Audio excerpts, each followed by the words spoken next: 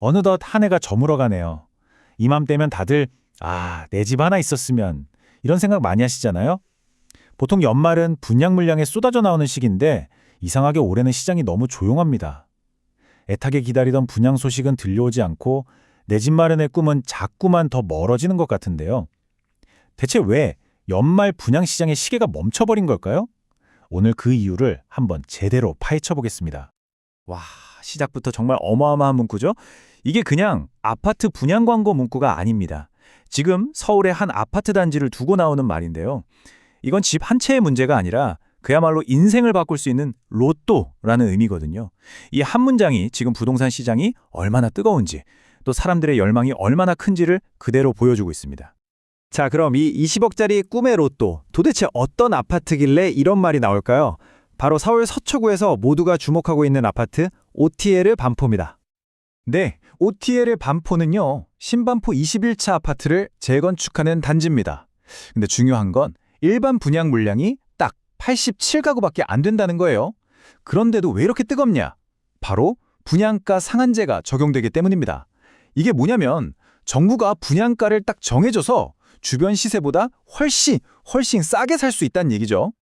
물론 싸다고 해도 당첨되면 수십억 원이 바로 필요하긴 해요. 부담이 엄청나죠. 하지만 그 부담을 다 감수하고도 남을 만큼 시세 차익이 어마어마할 걸로 보이니까 경쟁률은 정말 상상을 초월할 겁니다. 다들 이 인생 역전 티켓 하나 잡으려고 숨죽이고 있는 거죠. 그런데 말이죠. 이렇게 모두가 애타게 기다리던 이 꿈의 아파트에 갑자기 찬물이 확 끼얹어집니다. 기다림이 생각보다 훨씬 더 길어지게 된 거예요. 원래는 12월, 그러니까 연말에 분양하기로 했었어요. 그런데 갑자기 내년 2월로 휙 미뤄진 겁니다. 근데 더 황당한 건 뭐냐면 분양하고 바로 다음 달인 3월에 입주를 해야 한다는 거예요.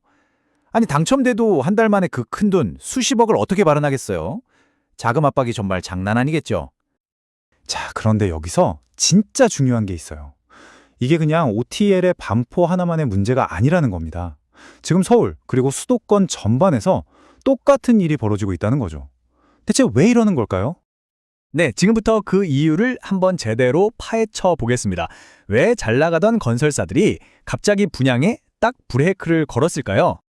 원래 이맘때면요, 건설사들이 한 해 실적 마무리하려고 막판 스퍼트, 그러니까 분양 물량을 막 쏟아내거든요.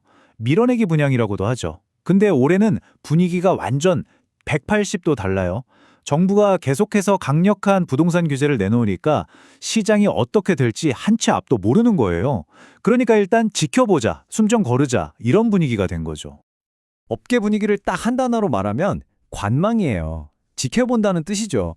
정부가 또 어떤 카드를 꺼낼지, 집값은 오를지 내릴지 너무 불확실한 게 많은 거예요. 이런 상황에서 섣불리 분양했다가 미분양이라도 나면 큰일이잖아요. 그러니까 차라리 가만히 지켜보면서 타이밍을 재고 있는 겁니다. 물론 속사정도 있습니다. 조합이나 건설사 입장에서는요, 분양을 조금이라도 늦춰서 분양가를 단 얼마라도 더 받고 싶은 그런 계산도 깔려 있는 거죠. 아까 말씀드린 OTL 반포조합도 사실 이런 목소리가 나온다고 하고요. 그리고 이 분양 연기라는 게 무슨 바이러스처럼 번지고 있어요. 서울 강남만의 얘기가 아니라 서울 전체 그리고 경기도까지 수도권 전역으로 쫙 퍼져나가는 모양새입니다. 지금 보시는 것처럼요. 서울의 더샵 신풍역, 아크로 리버스카이, 또 경기도로 가면 두산 이브 더 센트럴 수원 수지자이 에디션, 정말 이름만 들어도 다들 거기 할 만한 굵직한 단지들이거든요. 근데 다들 약속이나 한 것처럼 줄줄이 분양을 미루고 있는 거예요. 그만큼 시장이 얼어붙었다는 거죠. 특히 경기도는 사정이 좀 더 복잡해요. 얼마 전에 정부가 부동산 대책을 새로 내놓으면서 수원이나 용인 같은 곳들이 갑자기 규제 지역으로 묶여버렸거든요. 이러면 대출받기도 힘들어지고 청약 조건도 까다로워지잖아요. 그러니까 건설사들 입장에서는 이러다 미분양 나는 거 아니야? 하고 더 조심스러워질 수밖에 없는 거죠.